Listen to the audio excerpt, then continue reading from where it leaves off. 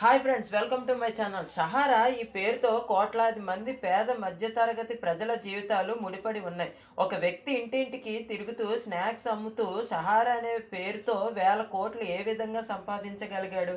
క్రికెట్ని దేవుళ్ళ భావించే మన దేశంలో వాళ్ళు వేసుకునే జెర్సీల మీద సహారా అనే లోగోను ముద్రించే స్థాయికి సుబ్రత రాయ్ ఎలా ఎదిగాడు? ఒకే వేదికపై తన ఇద్దరు కొడుకుల పెళ్ళిళ్ళ కోసం 2004లోనే సుమారు 552 కోట్ల రూపాయలను మంచినీళ్ళలా ఖర్చు పెట్టిన రాయ్ ఏ విధంగా ఈ స్థాయికి ఎదిగాడు? మరియు ఒకే ఒకడిని నమ్మి కూలి పనులు చేసుకునే సగటు మధ్యతరగతి భారతీయులు ఒక్కొక్కరు వేలాది రూపాయలు ఎందుకు అతడి చేతుల్లో పెట్టారు? 2004లో అతడి కుమారుల పెళ్ళిళ్ళ కోసం బాలీవుడ్ ఇండస్ట్రీతో పాటు అప్పటి ప్రైమ్ మినిస్టర్ కూడా హాజరయ్యారు. అంటేనే మనం అర్థం చేసుకోవచ్చు అతడు ఎక్కడి నుంచి ఏ స్థాయికి ఎదిగాడు అన్నది. అటువంటి సుబ్రత రాయ్ యొక్క చీకటి కోణాలను ఈరోజు మీ ముందు ఉంచబోతున్నాను. 1948 బీహార్లో అరారియాలో జన్మించిన Subrata Roy government technical institute Gorakhpur నుండి మెకానికల్ ఇంజనీరింగ్ పూర్తి చేశారు. కానీ తన తండ్రి మరణానంతరం కుటుంబ బాధ్యత తీసుకోవాల్సి వచ్చినప్పుడు జయా ప్రొడక్ట్స్ అనే పేరుతో తన లాంబర్టే స్కూటర్పై ఇంటింటికి తిరుగుతూ సాల్టెడ్ స్నాక్స్ అమ్మేవాడిగా వాడికి పెద్దగా లాభాలు రాకపోయినా ఏదో ఒకటి బతకాల్సి వచ్చిందని డబ్బుల్ని సంపాదించేవాడు. ఆ తర్వాత భార్య స్వప్న రాయ్తో కలిసి మరో వెంచర్ని స్టార్ట్ చేశారు. ఈసారి మొత్తం 2 ఫుడ్ ప్రొడక్ట్స్ కూడా ఫెయిల్ అయ్యాయి. 1970 నుంచి 80 సంవత్సరంలో ఇప్పుడు ఉన్న విధంగా అన్ని బ్యాంకులు ఉండేవి కావు. ముఖ్యంగా విలేజెస్లో ఉండే ప్రజలైతే అసలు అవి అందుబాటులో ఉండేవి కావు. మామూలుగా పేద మధ్యతరగతి వాళ్ళు అనుకునేది ఏంటి అంటే వాళ్ళు కష్టపడి సంపాదించిన డబ్బు ఇంట్లోనే దాచుకుంటే ఎటువంటి ఉపయోగం లేకుండా పోతుంది అని. ఇలా అని బ్యాంకులో వేసుకుందామంటే దాదాపు 6 గంటల ప్రయాణం చేయవలసి వచ్చే పరిస్థితి. అదే రాయ్కి మంచి అవకాశాన్ని కల్పించింది. సుబ్రత రాయ్ ప్లాన్ కూడా అదే. మారుమూల గ్రామాల్లో భారతీయ మరియు బ్యాంకింగ్ వ్యవస్థ గురించి ఆ రోజుల్లో తెలిసే అవకాశాలు లేదు. ఒకవేళ తెలిసిన వారికి రోజు వచ్చే చాలీ జీతాలను వదిలేసి ఎక్కడో దూరంగా ఉన్న బ్యాంకుల దగ్గరికి వెళ్ళి డిపాజిట్ చేసుకునే అవకాశం కూడా వారికి లేదు. ఇదే మంచి అవకాశంగా రాయ్ కనిపించింది. అనుకున్నట్టుగానే 1978లో రాయ్ సహారాని స్థాపించాడు. గోరఖ్పూర్లో పారా బ్యాంకింగ్ వెంచర్లా అక్కడ టీ స్టాల్స్, రోజువారీ కూలీలు మరియు రిక్షా పుల్లర్స్కి వంటి చిన్న చిన్న వ్యాపారులకు పెట్టుబడులనే లక్ష్యంగా చేసుకుని వారితో రోజుకు ₹1 మాత్రమే కట్టించుకుని నెల చివరిలో వారు కట్టించిన అమౌంట్ను మంచి వడ్డీకి ఇస్తూ వాళ్ళల్లో నమ్మకం మరియు పెట్టుబడిదారులను ఒక్కొక్కరిగా పెంచుకుంటూ కేవలం 3 సంవత్సరాల్లోనే అది భారతదేశపు అతిపెద్ద రెసిడరీ నాన్ బ్యాంకింగ్ సంస్థగా ఎదిగింది. మొదట్లో రూపాయితో స్టార్ట్ అయిన ఈ స్కాము ఇలా కొంతకాలానికి ఒక్కొక్కరితో నెలకి 10,000, 100,000 కట్టించుకునే రేంజ్కి ఎదిగింది. అలాగే నమ్మకాన్ని సంపాదించింది. బ్యాంకుల్లో వచ్చే వడ్డీ కంటే సుబ్రత రాయ్ సహారా స్కీమ్లో అధిక వడ్డీలు వస్తుండటంతో ఎవరూ కూడా ప్రశ్నించేవారు కాదు. ఒక విధంగా చెప్పాలంటే పబ్లిక్ అందరూ ఇది చిట్స్ లేక బ్యాంకుల్లో ఉండే సేవింగ్ స్కీము అలాంటిదే అని అనుకునేవారు. వారు సంతకాలు పెట్టే పేపర్స్ మీద ఏమి రాసి ఉందో కూడా వాళ్ళకి తెలిసేది కాదు. ఆ రోజుల్లో నిరక్షరాస్యత కూడా సహారా టీంకు బాగా కలిసి వచ్చింది. మొదట్లో వారానికి, నెలకు కట్టించుకునే పద్ధతి కాకుండా ప్రతిరోజు ₹10 దగ్గర నుండి ₹50 నుండి ₹100 కూడా వసూలు చేసేవారు. వారు సహారాలో కట్టే సొమ్ముకు 3 సంవత్సరాల్లో డబుల్ అవుతుందని చెప్పేవారు. నిజానికి అలా మనీ పే చేసిన వారికి బ్యాంకుల్లో ఇచ్చేదానికంటే భారీ రేంజ్లోనే ఎక్కువ వడ్డీ వచ్చేది. ఇలా సుబ్రత రాయ్ తన క్రెడిబిలిటీ పెంచుకున్నారు. రాయ్ను ఇంటర్వ్యూస్లో మీరు ఎవరో కూడా తెలియని జనాలు ఏ నమ్మకంతో మీకు డబ్బులు ఇస్తారు అని అడిగినప్పుడు పేద మధ్యతరగతి వాళ్ళు ఎవరికి కూడా సేవింగ్స్ అంటే ఏంటో కూడా సరిగ్గా తెలియదు. అలాంటి వాళ్ళు అందరితో నా వల్ల మీ ఫ్యూచర్ బాగుంటుందని అర్థమయ్యేలా చెప్పేవాడిని. ముఖ్యంగా ఏ ఫ్రెండ్షిప్లోనైనా నమ్మకం అనేది చాలా ఇంపార్టెంట్ అని ఇంటర్వ్యూస్లో చెప్పేవారు. 1980లో సహారా కంపెనీ ఎవరు ఊహించని స్థాయి రేంజ్ ఎదిగింది. అప్పటి వరకు ఉన్న ఎంప్లాయీస్ సరిపోక వారు చిట్స్ పరిశ్రమను స్థాపించి మరికొన్ని లక్షల మంది మిడిల్ క్లాస్ పెట్టుబడిదారులను విక్రయించడానికి వేలాది మంది కొత్త ఏజెంట్లను రిక్రూట్ చేసుకున్నారు. కంపెనీలో కొత్తగా జాయిన్ అయ్యే ఏజెంట్లకు ఎటువంటి ట్రైనింగ్ ఉండేది కాదు. కానీ ఇక్కడ సహారా వారికి ఒక షరతును యాడ్ చేసింది. దాని ప్రకారం ఏజెంట్గా జాయిన్ అయ్యి డబ్బులు సంపాదించాలనుకునేవారు ప్రతి ఒక్కరు కూడా మొదట్లో ఖచ్చితంగా కొంత డబ్బును చెల్లించి తీరాలి. అప్పుడు ఏజెంట్గా మారుతారు. ఈ కాన్సెప్ట్ ఏదో ఎక్కడో విన్నట్టు ఉంది కదా. ఎస్, పిరమిడ్ స్కీమ్ కాదు, పిరమిడ్ స్కామ్. ఇలా జాయిన్ అయిన ప్రతి ఒక్కరు కూడా తమ కుటుంబ సభ్యులు, రిలేటివ్స్ మరియు స్నేహితులు కూడా అందులో ఈ స్కీమ్లో జాయిన్ చేయించిన వారే. అంతగా సంపాదన లేని కొంతమంది అయితే ఒకరు కాదు, నలుగురు కాదు, ఐదుగురు కాదు, ఒకే స్కీమ్లో జాయిన్ అయినవారు. అంతగా ప్రజల నమ్మకం సంపాదించింది సహారా. ఇక్కడ ఇంకొక విషయం, ఏజెంట్స్గా ఉండేవారు కూడా ఏ ఒక్కరు కూడా శాలరీ అనేది ఉండదు. వారు జాయిన్ చేసిన మెంబర్స్ను బట్టి ఏజెంట్స్ కమిషన్ వచ్చేది. ఎంత ఎక్కువ మందిని వాళ్ళు జాయిన్ చేస్తే అంత ఎక్కువ మంది సంపాదించుకునేవారు.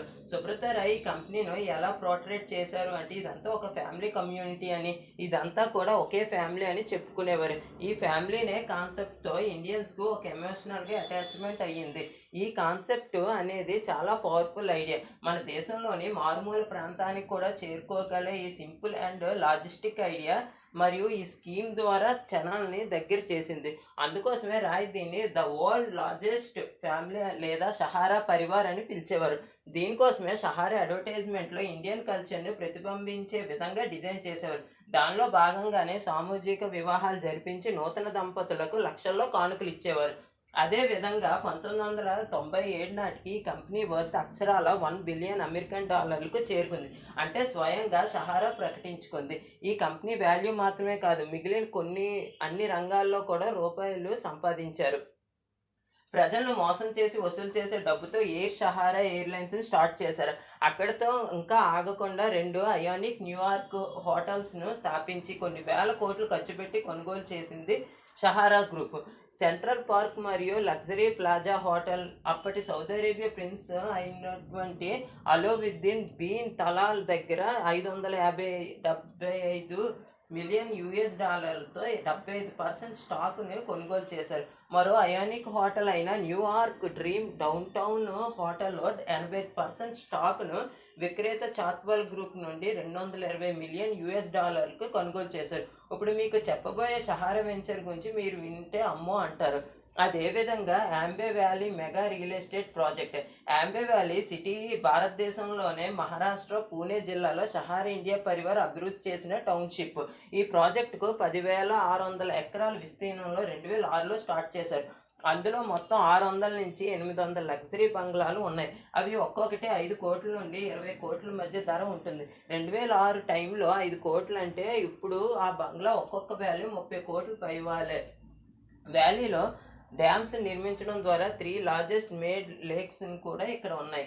ఇవే కాకుండా fully function airport, helipads, shopping complexes, 256 ఎకరాల PGA approved 18 hole golf court మరియు క్యాప్చరీ పవర్ ప్లాంట్, ఒక ఇంటర్నేషనల్ స్కూల్ మరియు ఒక సూపర్ స్పెషాలిటీ హాస్పిటల్. ఇవి మాత్రమే కాదు, ఈ లగ్జరీ టౌన్షిప్లో మల్టీ లగ్జరీ రెస్టారెంట్స్ మరియు సాంస్కృతిక కార్యక్రమాల కోసం ఒక వారణాసి ఘాట్ను ప్రతిబింబించే ఒక ఆర్టిఫిషియల్ బీచ్ని, ఇలా ఎన్నో హంగుల ఆర్భటాలు ఇక్కడ చూస్తూ ఉంటాం. ఇండియన్స్కు అంటే మనకు క్రికెట్ అంటే ఒక మతం లాంటిది. అందుకే క్రికెట్ను ఒక గొప్ప స్థాయిలో ఊహించుకుంటాం. ఒక మతంలా చూసే ఈ క్రికెట్ను దేవుళ్ళు ఒక ఆటగా ఆడే క్రికెటర్సే. అందుకోసమే సుబ్రత రాయ్ అటువంటి ఇండియన్ క్రికెటర్స్ జెర్సీ మీద తన సహారా లోగో ఉంటే తన రేంజ్ ఎక్కడికో వెళ్ళిపోతుంది అని ఆలోచించి ఇక్కడ నుండి సహారా ఇండియన్ టీంకు అఫీషియల్ స్పాన్సర్గా మారింది. 2011లో సహారా పూణే వారియర్స్ అనే టీంని ఐపీఎల్లో అడుగుపెట్టించింది. 2011 నుండి 2013 వరకు గ్రాండ్ లెవెల్లో పెర్ఫామ్ చేసింది. క్రికెట్ తర్వాత సహారా ఫోర్స్ ఇండియా పేరుతో ఫార్ములా 1 టీంని కొనుగోలు చేసింది. ఇప్పటి వరకు చేసిన ఈ ప్రాజెక్టులో భిన్నంగా ఆ తర్వాత సహారా 1 అనే పేరుతో ఎంటర్టైన్మెంట్ టీవీ ఛానల్స్ను స్టార్ట్ చేసి సక్సెస్ వైపు నడిచారు సుబ్రత రాయ్. దీంతో అక్కడే ఆగలేదు. 360 ఎకరాల్లో సహారా సిటీ పేరుతో ఒక సిటీనే కట్టేశారు. తనతో పాటు కొంతమంది సహారా ఎంప్లాయీస్ ఇక్కడే మిగిలిన బిల్డింగ్స్లో ఉండేవారు. కావాల్సిన దానికంటే ఎక్కువ డబ్బు ఎవరి దగ్గరైనా ఉంటే వాళ్ళకు వచ్చే నెక్స్ట్ లెవెల్ థాట్ పవర్. అందుకనే అమెరికా ప్రెసిడెంట్ ఉండేటంటి వైట్ హౌస్ని పోలిన ఒక భారీ రేంజ్ బిల్డింగ్ను కట్టుకుని అందులో ఉండేవాడు రాయ్. అంటే ఇక్కడ పవర్ అనేది ఒక దేశాన్నో లేదా ఒక ప్రాంతాన్నో పరిపాలించడం కాదు, ప్రత్యక్షంగా పరోక్షంగా తన కింద వర్క్ చేసేవాళ్ళు అని కూడా ఒక అర్థం. తన చుట్టూ ఎప్పుడు బాగా రిచ్ పీపుల్ లేదా గ్లామరస్ ఖచ్చితంగా ఉండేలా చూసుకునేవాడు. దానికోసమే రెగ్యులర్గా పార్టీస్ ఇచ్చేవాడు. బాలీవుడ్లో ద గ్రేట్ యాక్టర్ అయిన అమితాబ్ బచ్చన్ అనే ఆయన కూడా ఇదే చెప్పాడు. అలాంటి బిగ్ బి మరియు సుబ్రత రాయ్ బెస్ట్ ఫ్రెండ్స్గా మారిపోయారు. ఇక 2004లో జరిగిన తన కొడుకుల పెళ్ళిళ్ళ విషయానికి వస్తే అప్పటి prime minister, Uttar Pradesh chief minister, ఇండియాలో ఉన్న అప్పటి బిగ్గెస్ట్ సూపర్ స్టార్స్ ఇలా ఎంతో మంది సెలబ్రిటీస్ హాజరయ్యారు. ఈ వెడ్డింగ్లో మొత్తం 10,000 మంది ఉన్నారన్నమాట. ఈ ఫంక్షన్ కోసం అక్షరాల 552 కోట్ల రూపాయలు మంచి నీళ్ళల్లో ఖర్చు చేశారు. అప్పటి వరకు ఇండియన్ హిస్టరీలోనే ద మోస్ట్ ఎక్స్పెన్సివ్ వెడ్డింగ్ అంటే ఇదే అని రికార్డ్ కూడా చెప్తుంది. ఇవన్నీ చూస్తుంటే పబ్లిక్కి ఎంతో ఒక అనుమానం వచ్చింది, ఇంత డబ్బు రాయికి ఎలా వచ్చింది అని. కానీ అలాంటి వ్యక్తిని అడిగే ధైర్యం ఎవరు చేస్తారు? అడుగుదామని చేసినా ఎవరూ పట్టించుకోరు. కొంతకాలానికి రెగ్యులర్గా ఇంటి నుండి చిట్స్ అమౌంట్ కట్టుకునే ఏజెంట్ ఇక రారు అని డిపాజిట్ చేసే వ్యక్తి రోజు ఎక్కడో టౌన్లో ఉన్న సహారా ఆఫీస్కి వెళ్ళి డిపాజిట్ చేయాలని చెప్పేవారు. అసలు సహారా స్టార్ట్ అయిందే దూరంగా ఉన్న బ్యాంకులకు వెళ్ళి బ్యాంకుల్లో ఉన్న డబ్బును డిపాజిట్ చేయలేక రోజువారీ కూలీ చేసేవారు కనుక అంత దూరం వెళ్ళలేక డబ్బులు కట్టుకునేవారు. ఇన్ టైంలో జరగాల్సిన పేమెంట్ ఆగిపోయేసరికి మనీ పే చేయకపోతే ఇప్పటి వరకు పే చేసిన అమౌంట్ మీకు తిరిగి ఇవ్వమని, మీ అమౌంట్ని అంతా కోల్పోతారని నోటీసులు సెండ్ చేసేవారు. పబ్లిక్ ఇదంతా ఏదో ఫ్రాడ్గా అనిపించడం మొదలెట్టింది. ఇటువంటి పిరమిడ్ స్కామ్లు అన్నీ కూడా రెగ్యులర్గా రొటేట్ అవుతూ ఉంటున్నాయి. అందుకే జనాల్లో అవేర్నెస్ పెరిగి కొత్తగా ఈ స్కీమ్లో జాయిన్ అయ్యే వారికి అంత సేఫ్ కాదని చెప్పడం మొదలుపెట్టారు. దీంతో ఎవరూ కూడా మనీ కట్టేవారు కాదు. కొత్తగా వచ్చే ఇన్వెస్ట్మెంట్స్ అన్నీ అక్కడితో ఆగిపోయాయి. సహారా అనే సంస్థ అయింది ఇక్కడే. ఆ టైంలో బయట నలుగురు కలిస్తే మాట్లాడుకునే ఒకే ఒక్క టాపిక్ సుబ్రత రాయ్ అండ్ సహారా మోసం గురించే. అప్పటి ఇండియా జనాభా ప్రతి 17 మందిలో ఒకరు సహారా స్కీమ్లో జాయిన్ అయిన వారే. ఈ రూమర్లకు చెక్ పెట్టడం కోసం ఒక ఇంటర్వ్యూలో 6 కోట్ల పైగా డిపాజిట్దారులు ఉన్నారు అని వాళ్ళ అందరి బాధ్యత మొత్తంగా తనదే అని చెప్పుకు వచ్చారు. ఈ ఇంటర్వ్యూలో రాయ్ సహారా కంపెనీ ఒక మేజర్ ప్రైవేట్ కంపెనీస్ అని, ఒక హోల్డింగ్స్ ఇన్ఫ్రాస్ట్రక్చర్ పబ్లిక్ డొమైన్లోకి వెళ్తుందని, 6 నెలల్లో కంపెనీ షేర్ స్టాక్ మార్కెట్లో పెడతానని ఆయన మాట ఇచ్చారు. ఇండియన్ స్టాక్ ఎక్స్చేంజ్లో లిస్టెడ్ కంపెనీగా మారిన తర్వాత securities and exchange board of India కంపెనీకి అనేక విషయాలు పరిగణనలోకి తీసుకున్నాయి. వాటిలో మోస్ట్ ఇంపార్టెంట్ కంపెనీ ఫండ్స్ ఎక్కడి నుంచి వస్తున్నాయి, వాటిని ఎలా యూజ్ చేస్తున్నాయి, కంపెనీ ఆడిట్ అకౌంట్స్ ఇలా అన్నిటినీ సెబీ చూసుకుంటుంది. ప్రజల్లో మొదలైన ఈ ఆందోళన ఈ లెక్కలన్నీ తప్పు అని పబ్లిక్ క్వశ్చన్ చేయడంతో స్టార్ట్ చేయింది. ఇప్పుడు సెబీ సెంటర్ ఎలా ఎంటర్ అయ్యింది? సెబీ హెడ్ క్వార్టర్స్కు సుబ్రత రాయ్ని పిలిపించి సుబ్రత రాయ్ని క్వశ్చన్ చేయడం స్టార్ట్ చేశారు. ఇన్వెస్టర్స్ డీటెయిల్స్ మరియు money returns, time and date, return పాలసీస్కి సంబంధించిన డీటెయిల్స్ అన్నీ కరెక్ట్గా లేవని సెబీ అక్కడితో ఆపేసింది.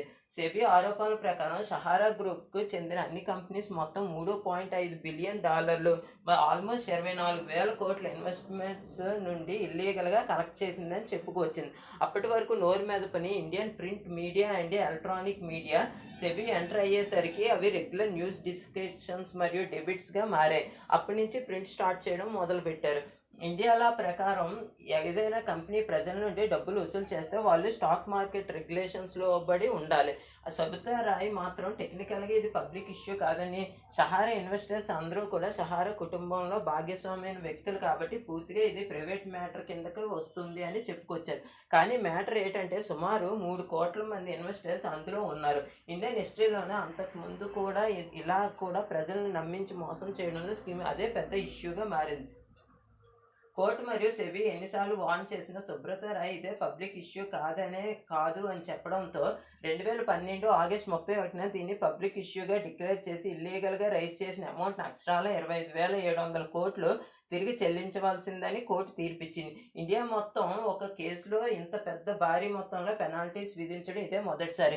అక్కడే రాయ్ తన తెలివితేటలు చూపించాడు. తీర్పు రావడానికి ముందు ఇన్వెస్టర్స్తో ప్రెజెంట్ స్కీమ్లో కొన్ని ఇష్యూస్ ఉన్నాయని చెప్పి ఆ అకౌంట్ని హోల్డర్స్ అమౌంట్ అంతటితో వేరే స్కీమ్లోకి రీఇన్వెస్ట్మెంట్ చేయమని ఏజెంట్లకి చెప్పాడు. రికార్డ్స్ ప్రకారం ఈ స్కీమ్స్ ఇన్వెస్టర్స్ అందరూ కోర్టు ఆర్డర్స్ కంటే ముందే ప్రతి ఒక్కరూ మనీ రిటర్న్స్ చేస్తామని, ఇక పే చేయాల్సిన అవసరం లేదని ప్రూఫ్స్ చూపించింది సహారా. ఇక్కడ వీళ్ళు చేసింది ఏంటంటే సహారాలో ఉన్న టోటల్ ఇన్వెస్ట్మెంట్స్ వేరొక కొత్త స్కీమ్లోకి మార్చడం.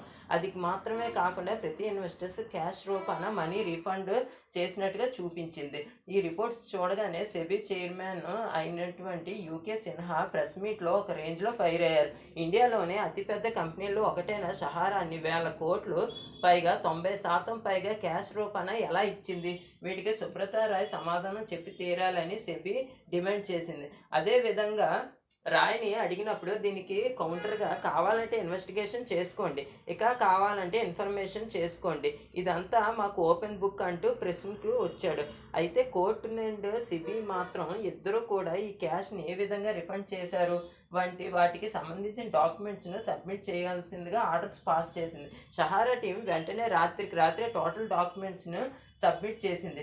జస్ట్ ఇన్ఫర్మేషన్కే 184 crores మరియు 31 blocks కోర్టులో పేపర్ డాక్యుమెంట్స్ ఒక అర్ధరాత్రి ముంబైలోని securities and exchange board of India head క్వార్టర్స్కు పంపిస్తే ఇక్కడ వాళ్ళు ఏ విధంగా ఫీల్ అవుతారు?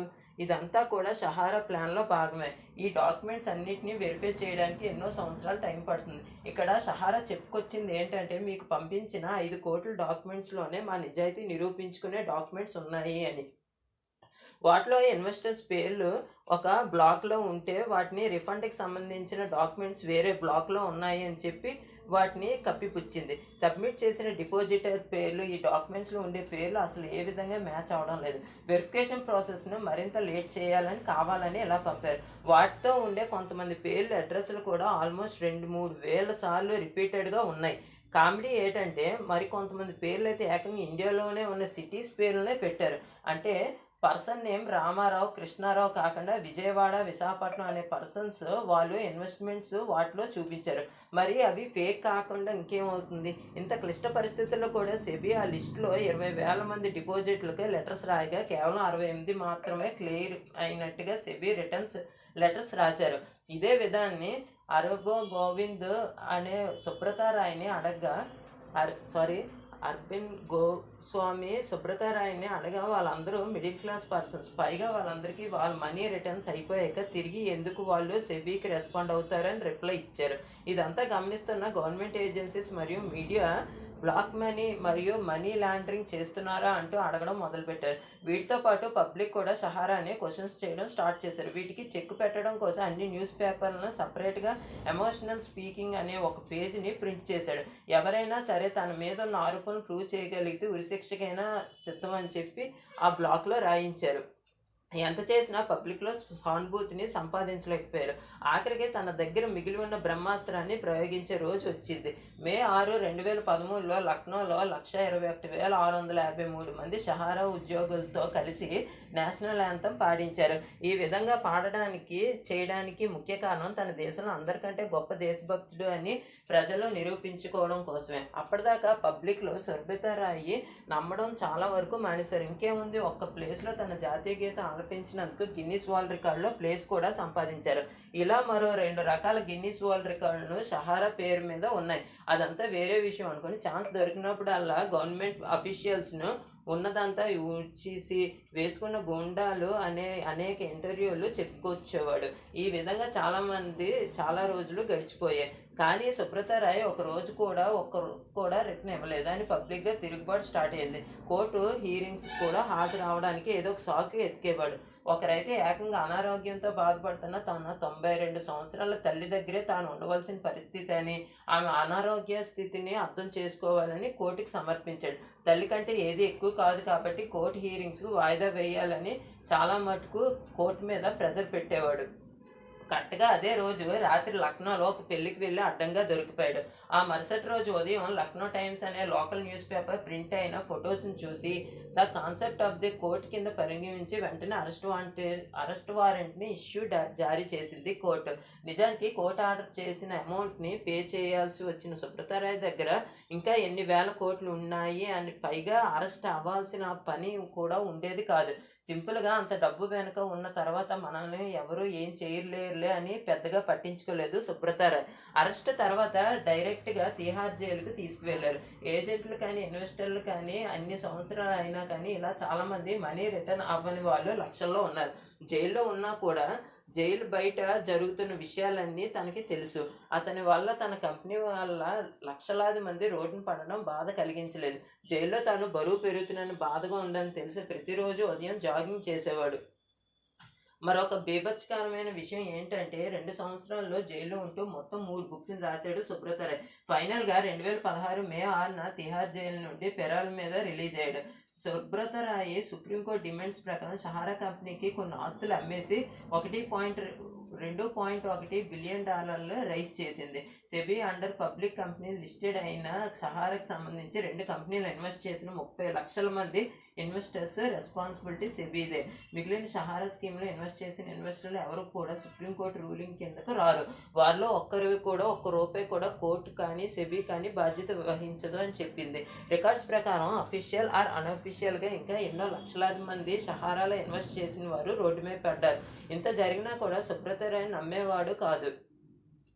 ఇది ఇలాగ ఉంటే ఎస్ కూడా అనేవాడు కాదు. ఇప్పటికీ అక్కడే సహారా కంపెనీకి చైర్మన్. ఇటీవల కాలంలో తన కంపెనీ $9.4 బిలియన్ వాల్యూను క్లెయిమ్ చేసుకున్నారు. వీటిలో చాలా మటుకు క్యాష్ రూపాన సబ్స్క్రైబ్ చేయవలసి వచ్చింది. ఈ ఆర్టికల్ మీకు నచ్చినట్టయితే లైక్ చేయండి, షేర్ చేయండి, కామెంట్ చేయండి. Thank you friends.